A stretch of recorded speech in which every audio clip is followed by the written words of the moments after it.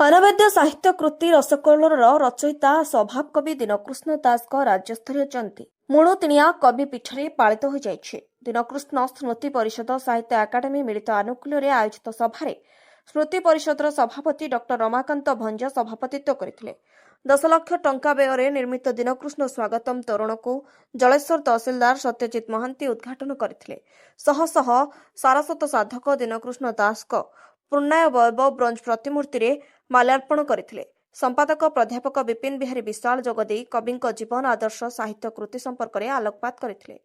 वरेण्य अतिथि भाव प्राध्यापक डॉक्टर शिरीष चंद्र जेना साहित्य एकाडेमी संजय कुमार छुआल सिंह, सम्मानित अतिथि भाव प्राध्यापक डॉक्टर राधागोविंद कोइला, प्राध्यापक डॉक्टर दयानिधि साहू, कवि ब्रजेन्द्र नाथ गिरी मंचासीन होई रीतियोग्य कवि संपर्क में वक्तव्य रखिथिले।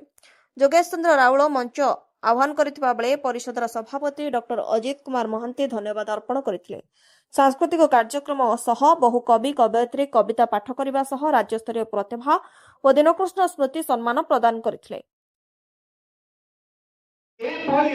एक्सपेरिमेंट क्वचित कवि करिसंती जोथि पाई एठी दयानिधि बाबू कहउथिले तांको पादरे शरण होबा पाई कवि सम्राट उपेंद्र भंज चाहिसंती। सीए आमे तांको परकाल रे 2 जन 3 जन कृष्णदास कवि बा दीनकृष्ण कवि थिबार केतेक लोक बा गवेषक दाबी करंती, किंतु प्राची एडिशन जेते बेले आत्मवल्लभ बाबू तैयारी कले, प्रोफेसर आत्मवल्लभ महांती सेते बेले 1918-19 साल भितरे जेते बेले तैयारी कले सेते बेले से दृढ़ निष्पत्ति नेले रसकल्लोल एवं आत्मत्राण चौतीसा जणिए कविंकर अर्थात जे होतंती कृष्णदास कवि बा दीनकृष्ण कवि। बालेश्वर स्पेशल रिपोर्टर बनमाली महाकणुक रिपोर्ट स्वतंत्र ओडिशा लाइव।